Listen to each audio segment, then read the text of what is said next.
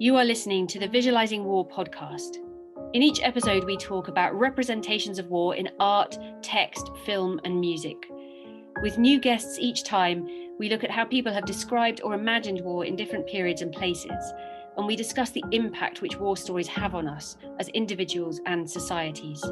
When we recorded this episode, Zoom wasn't playing ball with us at times, so listeners might notice a few squeaks in the sound. So apologies for the sound quality on some bits of this recording, but we hope you enjoy it anyway. Hello, my name is Nicolas. And my name is Alice Koenig. And we co-direct the Visualising War project at the University of St. Andrews. Our guest today is Rana Ibrahim, an Iraqi artist, filmmaker, and museum curator now based in Oxford. We've invited her onto our podcast after finding out about a remarkable project she has set up, the Iraqi Women Art and War Group, which gives Iraqi women an opportunity to express their experiences of conflict through individual and collective artwork. So the art they have produced has a lot to teach us about how civilians and particularly women see and visualize war. But we also hope to find out more about how the process of storytelling through art has brought displaced women together, helped them reflect on their own experiences, and perhaps even changed wider perceptions of conflict in Iraq and elsewhere. So Rana, hello and welcome. We are delighted to have you with us today. Hello, hi, Nicolas and Alice. Marhaba, assalamu alaikum, ahlan wa sahlan. Rana, maybe we just start off with a bit of background information on you. So you grew up in Iraq and your life there was dominated by war. Can you start by telling us and our listeners a bit about your experiences growing up? Yes, thank you very much. It's a very important question to start our chat today. So all my life, since I born in 1972, and carry on with my family ordinary life, we experienced war. So the first war for me was with Iran. So Iran and Iraq war in 1980 for 8 years. So from 1980 to 1988. So that was the first war. And the second war was like with the first US war and started in 1990 and it's ended around 1998. And that's after the invention to Kuwait, unfortunately.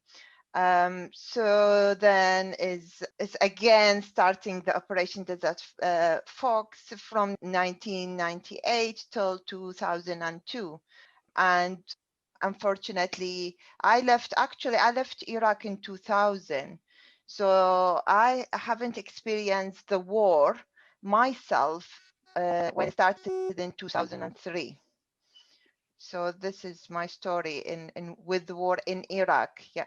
And Rana, you mentioned that you came to the UK in 2000. Can you talk us through your experience of leaving Iraq and what it's been like to settle and make a new home in the UK? I arrived UK 2003. From 2000 to 2003, I was in Malaysia with my husband, and he was studying there, his master's degree, and we thought, okay, we're going there for his study, and then we back to Iraq. But unfortunately, the war started in 2003. We couldn't go back to Iraq. So my husband, he was born here. He's Iraqi, but he was born here in England. That's why we could emigrate to England in 2003 because of his British. And otherwise, we have no chance. We have to go back to Iraq, even with the war. Yeah. During the war started in 2003, I was outside Iraq. But my family, my mother and my father and my sister and all relatives, not everyone wanted to go out, to be honest. Not everyone wanted to leave the country because of the war. And even me, I just wanted to be back as well. But I was watching as everyone else through the TV, what is happening, the invasion to Iraq in 2003.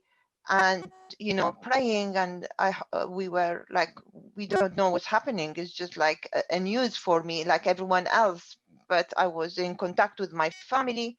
So we were, there's a really huge question, big question about this 2003 war. What is it about? So my feeling was in a conflict. We wanted to get rid from the previous regime because of his way of controlling the country. And at the same time, there wasn't any plan for us. So it's really confusing. So you don't know if you want to be happy or not. I was in conflict inside me, and even if he was a dictator, he was like the president, and he was controlling in the country. There was education, there was life there, and everything plus the war.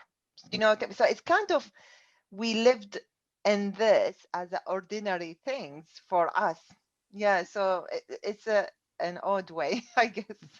That's a really interesting perspective there, Rana, that you've just given us, this sense of both distance and proximity. You know what life was like in Iraq, the complexity of some things going well, but some things being difficult. And then having to experience that from the UK, just partly through news reports, through what your family was going through. That must have been really extraordinary and very difficult. Can you tell us a bit now about your art? Have you always created art? Is it something you've started doing more recently? So my professional as a archaeologist, so I always work with objects, and I could see a lot of lovely art, or ancient art, and engaging with it. So through my museum career, I was engaged with art in a different way, with the objects, doing some artwork with the education and outreach department, talking about the objects and what is the patterns inside on it, and what is represent. So I have this kind of art passion, but to be honest, I tried it more through my project called the Iraqi Women Art and War, when I started doing the exhibition and creating some art piece with another artist inspired us to talk about war through art. So that's when I discovered myself starting doing some artwork. But before, it's like I used to do working with the 3D object, and like to work with the clay as well, doing some statues and small things. I guess that brings us right to a question that I have for you, and that is how you would describe your particular style of art. So you mentioned the clay statues, and what techniques do you use, and what kind of style do you adopt? Are there preferred materials that you use? If you could just tell us a bit more about you as an artist and the kind of art that you produce. Yes, thank you. It's actually, I prefer collage artwork. I started my working with the other artists in doing some sketchbook and some artwork around the sketchbook, which is part of my exhibition. And then I found myself more into collage artwork. Previously, before the lockdown, I started doing my YouTube channel, Iraqi Women Art and War, to prepare myself, starting filming. So I like filming as well. So I just have my iPhone with the stick, and I film. So filming myself talking about where I'm living in Oxford, and then give this experience to my family in Iraq. So I was filming in Arabic, if it is direct to the Iraqi people or people who speak Arabic. And when I went to Iraq in 2018, after 18 years, I haven't been there. So I wanted to be documented. So I started filming over there as well. So I did create this YouTube channel with this short film honestly, it's not really professionally done. It's me holding and just filming, documented what I wanted to document and share in the UK with my friends. And I established good friendship and families here as well. So I wanted to have this. So it was in English for people here and in Arabic for people there. So this is the filmmaking. And then back to the UK and carry on with my artwork, the artist. And then I established more during the lockdown, doing collage artwork, more like, because I couldn't go out. So all my feelings, it's helped me to support my mental health. So I started doing a lot of collage artwork. This is how I found myself now with collage artwork. Yeah. And if I may just follow up on this, what kind of materials do you use for the collage? Is this mostly paper, or is this cuttings, or yeah, how do you do those? Yeah. Yeah. Yeah. So this is really good point, because I use what is available. So anything, I start collecting every rubbish, everything come across the door with a letterbox. I put it, and the image is cut, or without even using scissors. So you just need to use your hands and just tearing it. And I have like a pile now with a lot of scrap paper, and from magazine, from newspaper, or any adverts come through the door, and collecting. So I use trying to reuse some materials and throw it away. So I feel like I helping with the environment and recycling, re-recycle. Yes, that's very interesting. We are quite interested in the ways in which you can use everyday objects in order to tell your stories. And we have had similar conversations also with other artists who have a similar approach, and really use whatever is available to produce their art, which is something we find very, very interesting. The inspiration of reuse objects is come from the first artist in Iraq, which is my sister. She inspired me at the beginning to do the Iraqi Women Art and War group.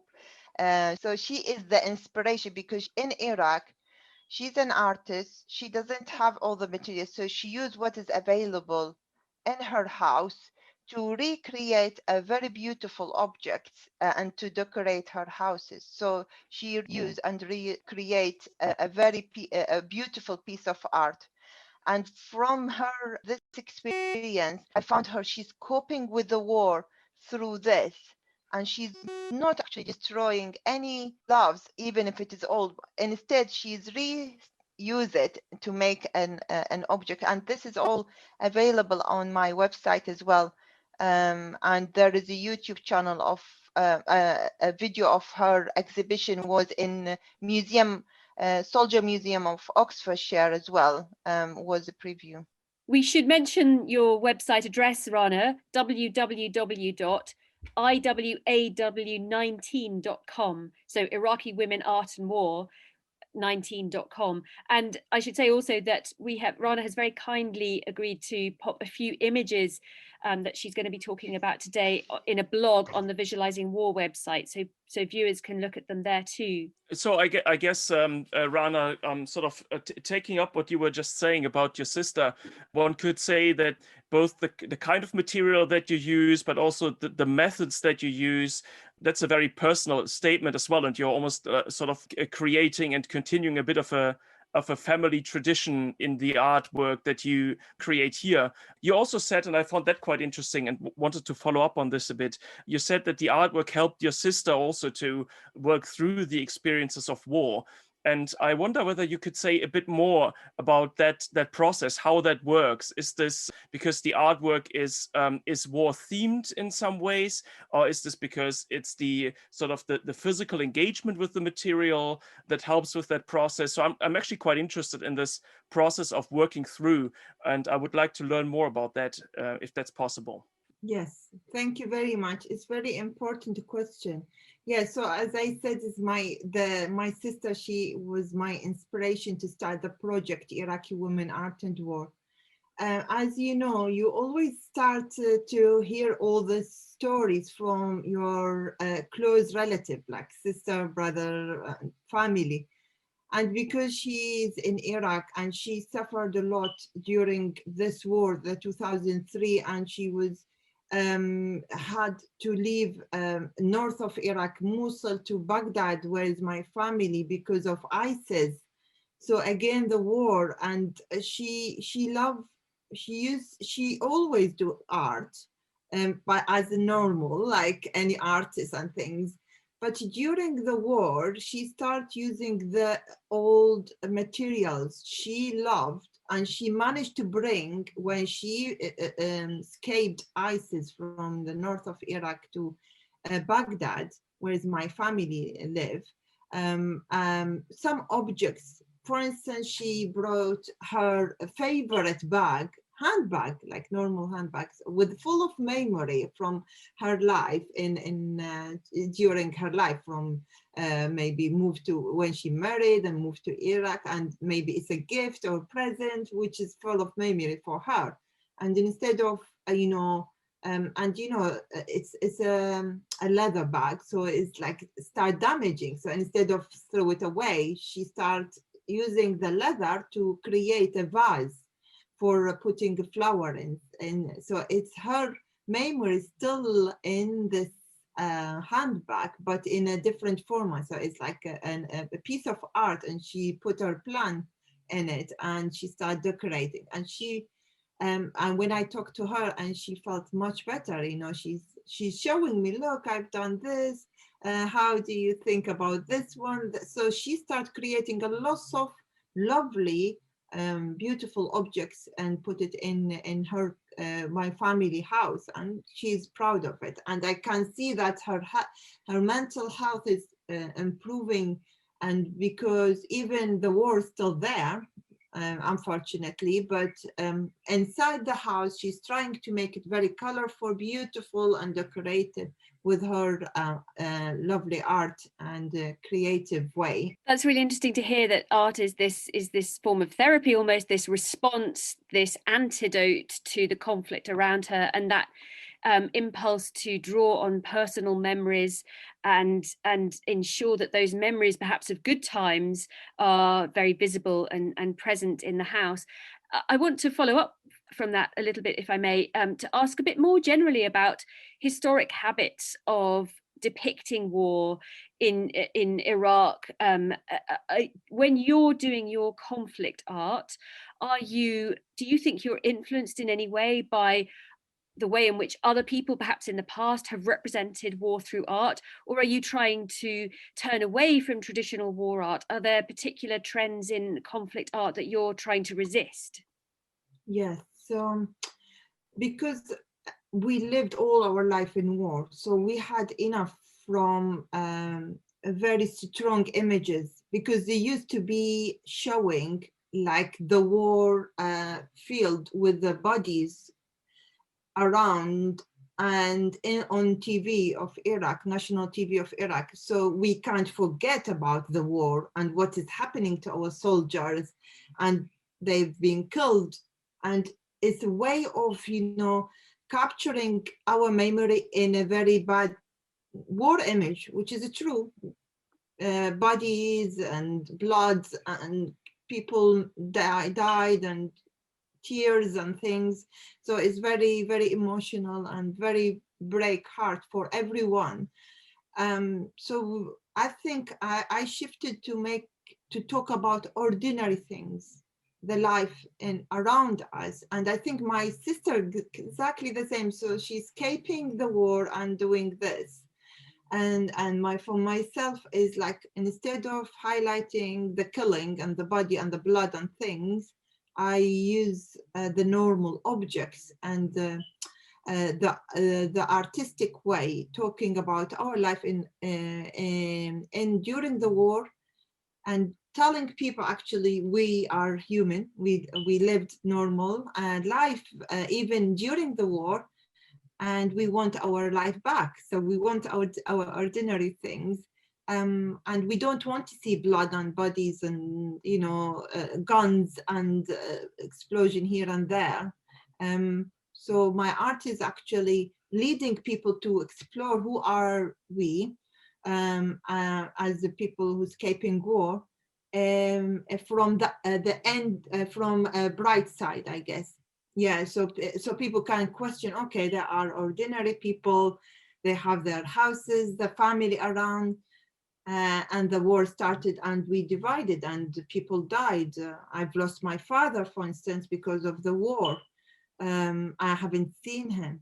So this is in 2009. Just wanted to come in on this to say that I find this aspect of art and your sister's art very interesting, because I think one of the things that do not really get very much coverage at all in the media, but also maybe in generally, is the question of how life continues for civilians even during the war. And that's something that's come up several times in our discussion today. This the fact that there's still a life going on despite the fact that there's war, and you know, what do you do with this life, and how do you preserve it, and how can you turn it into a basis for the future for once the war is gone. And I find that a very interesting aspect of what you're doing. Yes, it's true, because now I'm away from Iraq, right? My sister and my family, relatives, friends, they're still there. So they have completely different aspects about living there and the war. And what I'm trying to is to remember myself, when that's why I did my exhibition, is to remember how we used to live as a family, even with the war and everything around us, as a family together, and we support each other, and we still have a memory, happy and sad and everything, and we lived our childhood with the war, but at least with our family and in our country. And we are not really escaping like what's happening now. Again, just really fascinating to hear you talk through that. So your art is in part a response, but in part an attempt, I suppose, to tell that other side of the story, an antidote to the striking images of conflict and death that you mentioned. So you're using your art partly to process your loss, your personal loss, your father's death, and your displacement and so on. But yes, absolutely, to reassert, to assert and to stretch our understanding of that wider experience that involves life as well as death and so on. So Rana, it's been really interesting to hear you talk about your own art, your sister's art. I wonder if you can now tell us a little bit more about the Iraqi Women Art and War Group, which you set up. Why did you decide to set it up? Can you just talk us through a typical meeting, for example? Yes, thank you. Why I starting the Iraqi Women Art and War Group? Because of I felt like I'm losing my identity as an Iraqi. So this is the first reason to do something about me as an Iraqi in the UK, as well as to show people who I live with now in the UK about other people still live in Iraq, like, as I said, my family, and to start the project with about this is like the seed of the artwork. And so I established it in 2018, a women group in Oxford, because I live in Oxford. So it's like I start through also my experience with the museum and galleries and things. So we been involved with the Museum Association program called Diversity, Transformers Diversity. When I start telling people about me as Rana, as my identity, it's a very important project. Was like 1 year from 2017 till 18. So I managed to see a lovely people, English people from all over the UK to come to this Museum Association program, Transformers Diversity, when people start hearing, not just hearing, listening to me. Who is this person? Who's Rana? Even I used to work in a museum for around starting here in the UK, since I managed to improve my English from 2007 till like 10 years in the museum career and sector, but I still struggle to find my identity in this sector. So I wanted to do something by myself, and that's when I joined this project with the Museum Association. And then 1 year I managed to learn through other colleagues and establish a good network and relationship with other colleagues. And I told them about my idea, and they start supporting me. So my team in Iraqi Art War exhibition is starting from that point, when I have a great support from, for instance, Sarah Pichtel. She's one of the coordinator of the Museum Association during that time, and she loved the idea I'm talking about. She quite supported me until she stayed with me until I finished the exhibition. So it's amazing.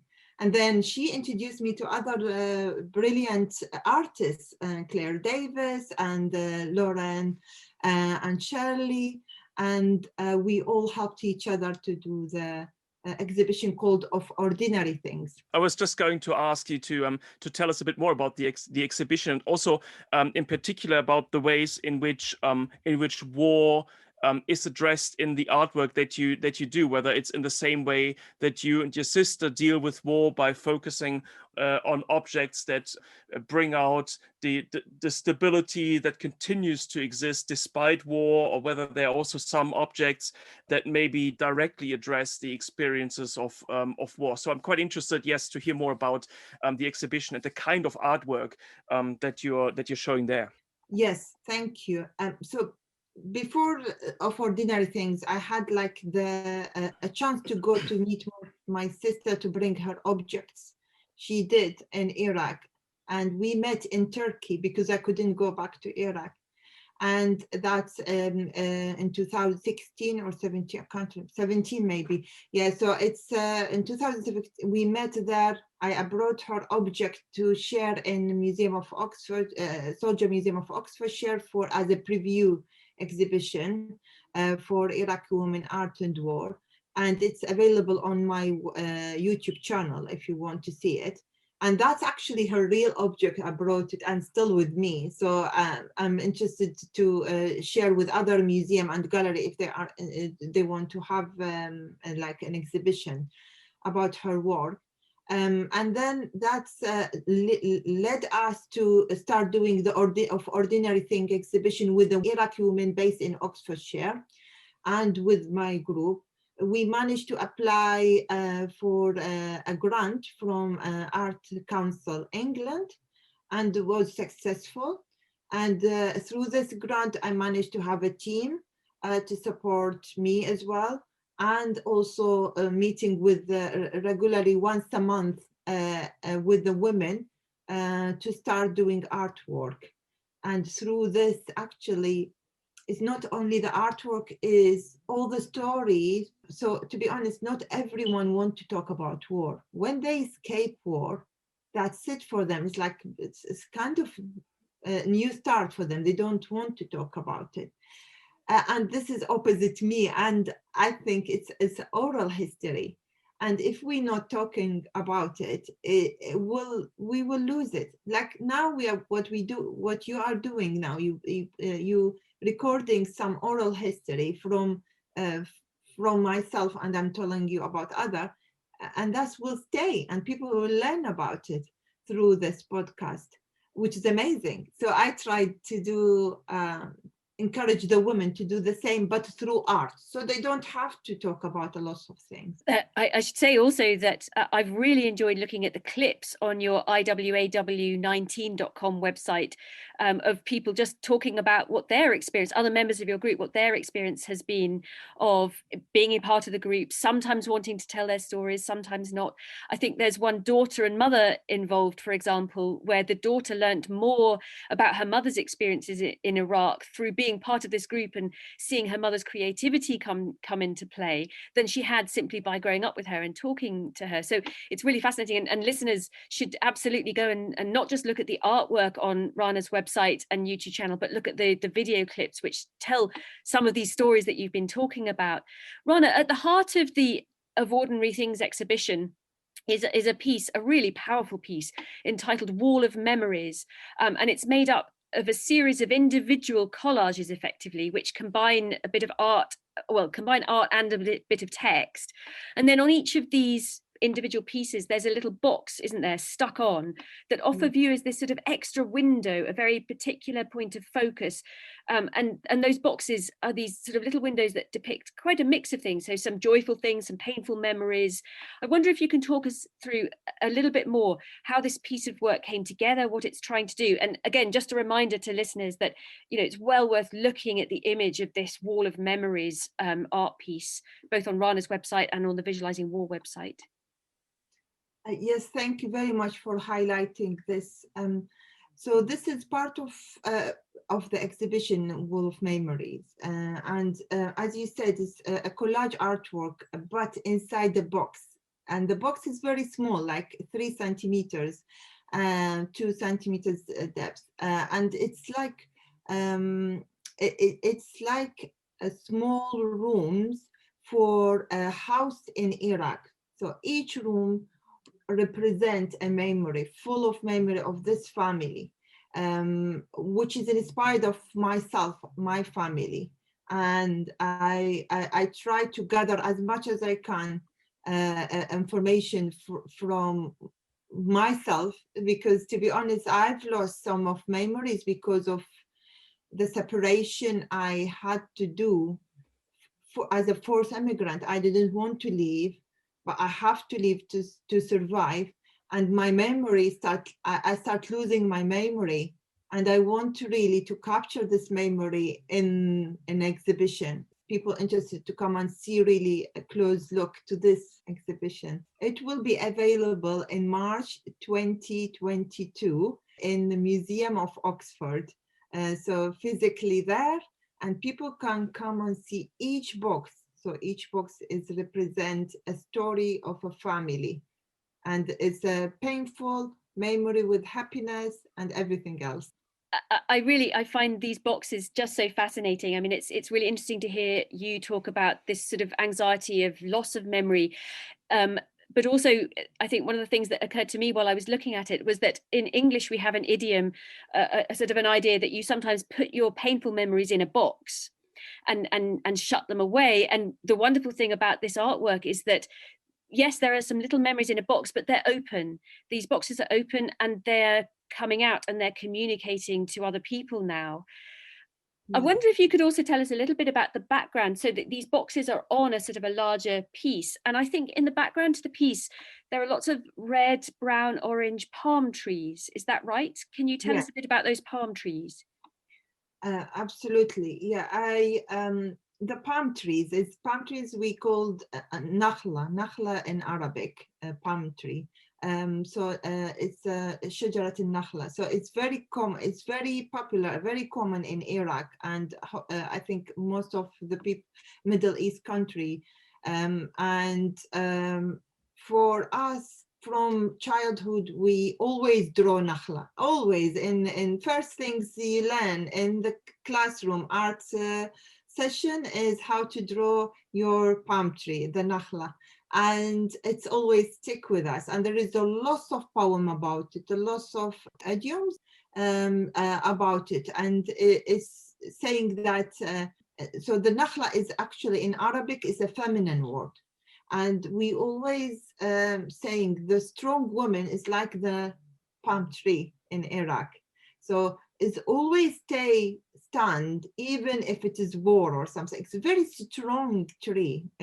If we go to see the history of this tree, it's very strong, very powerful, and it's also give a lot of brilliant food as well. The dates, you know, and it's so delicious and sweet.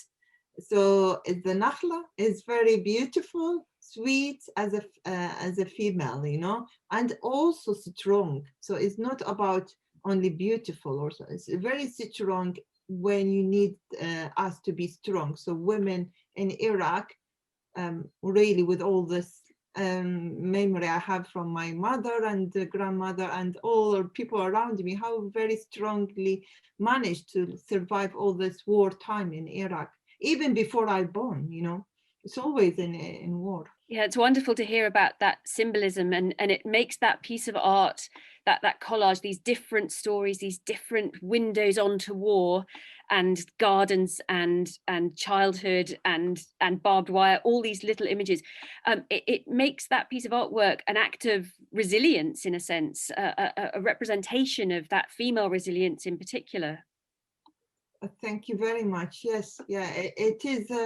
It's a part of our generation, and to be honest as well, I don't want to lose this symbol here, because we are here in the UK, and I want to give it to my family, my girls, my two girls, and and the new generation who lives in.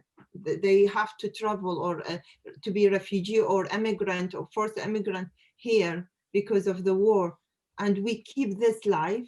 So now through this exhibition, people, you ask me now what is Nakhla, why is important. This is what is, give a chance to make it more accessible and to union old generation with the new generation.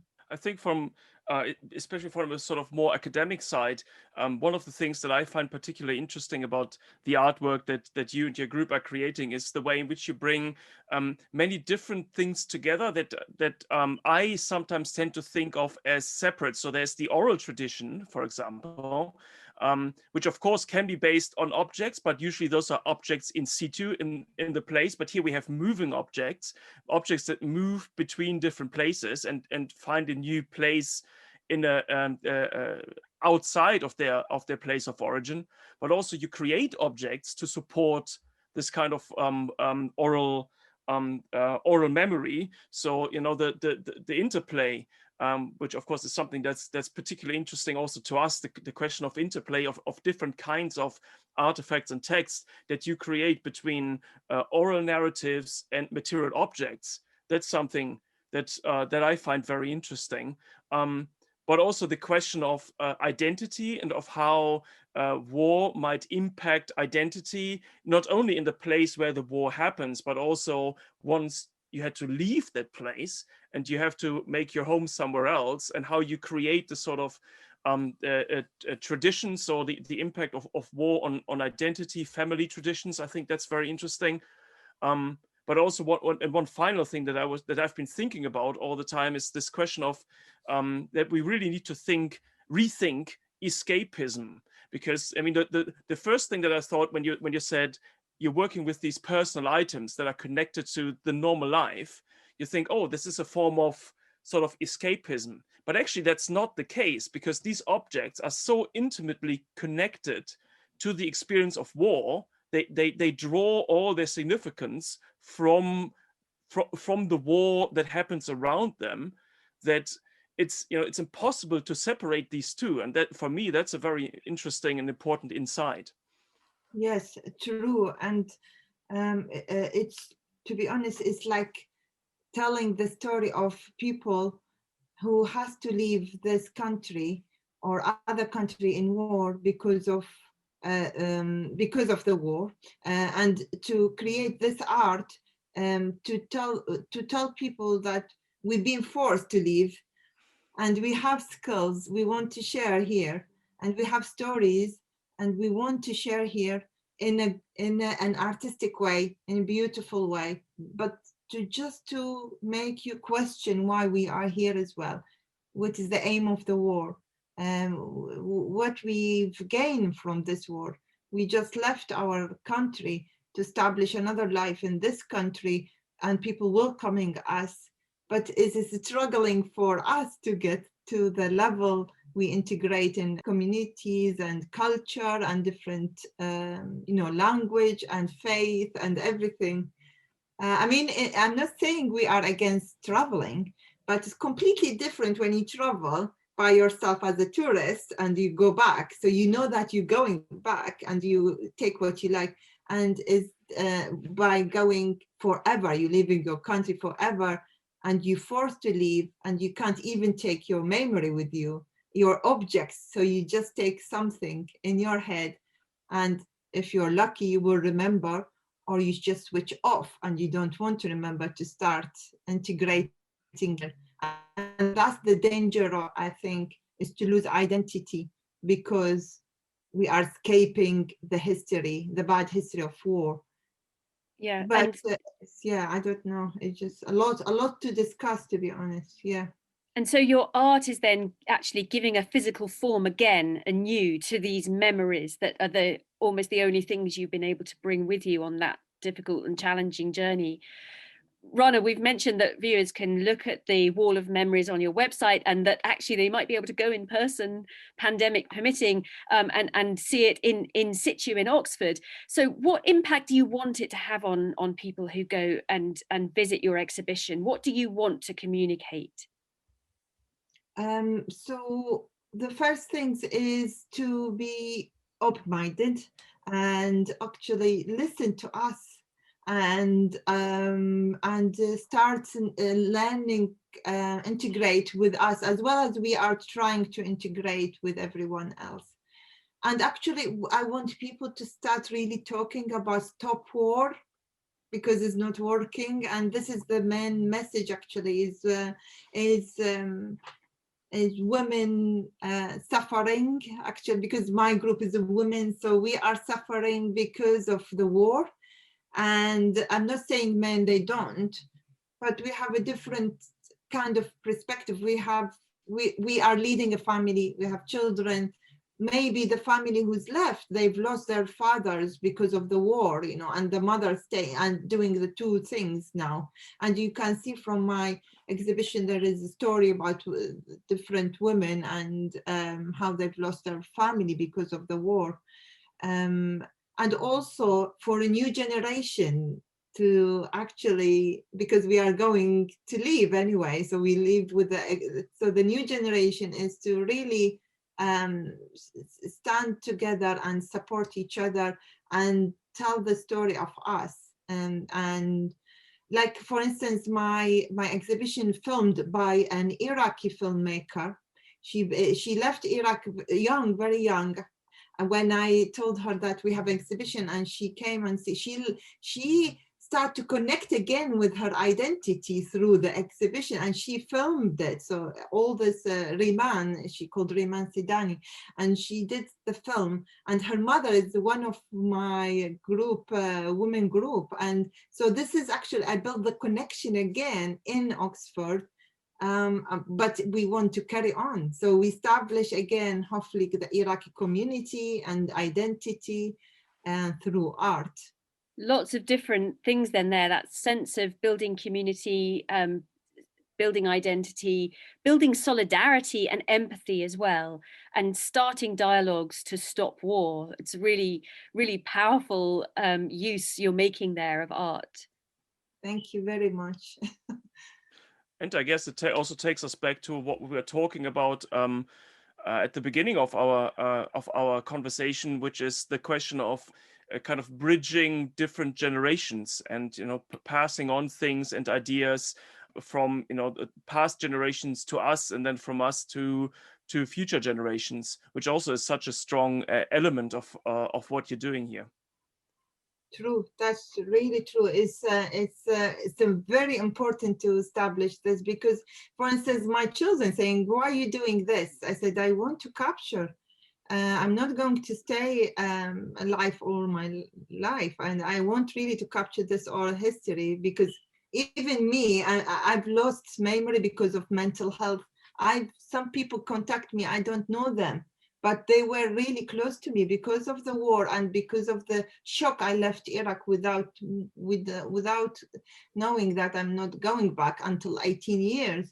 It's really painful, and so I've lost memory a lot, and that's why I started to do a lot of artwork and collage artwork, and with the women, because it's more stronger when you find a community, your community, to support. So it's not just me. I'm establishing my career as an artist, but also encouraging people to do this with me. Yeah. And can I just follow up on that? I think one of your pieces of art is a map of Iraq. And it seems to me from what you've just been saying there, that one of the things you want to do is almost sort of rediscover rediscover your, the place of your birth, the place you grew up in. But as I understand it, the Map of Iraq piece isn't finished. So when you tour it, you're going to be inviting other people who've had experiences like you, who've left Iraq, to keep contributing their own memories, so that this map continues to be filled in with and be a sort of an object that other people can relive their memories through. Is that right? That's completely right. That's the aim of this exhibition of ordinary things, is to be a mobile and is a moving exhibition, hopefully to meet, it's like an outreach project to go and meet Iraqi families everywhere in the UK, and to finish this map and start working with them. Or they can come to the Museum of Oxford when it's open and we do like activity with them and start filling the map of Iraq with their memories. So because this is really reunite us in somehow through this object, and just to remember the good things and is to be proud to be an Iraqi as well as a British, if you are British now. And that's how we support each other as a civilian and human, as a woman. So it's no need to be really too much talking about only the horrible things of war. There is other things, good memories. It's great to hear about all these positive effects that art has and can have, and the way in which you can use art, especially collective art making, to allow art to sort of develop all these positive effects on people's lives and help them cope with the impact of war in particular. I suppose the project in progress also sort of takes me to my question about future plans. Do you want to continue working on representations of conflict in Iraq?